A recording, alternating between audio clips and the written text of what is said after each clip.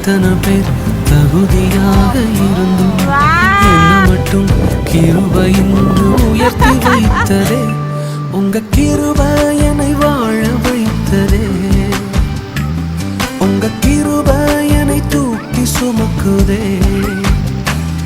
உங்க கிருபை என்னை வாழ வைத்ததே. உங்க கிருபை என்னை பாட வைத்ததே.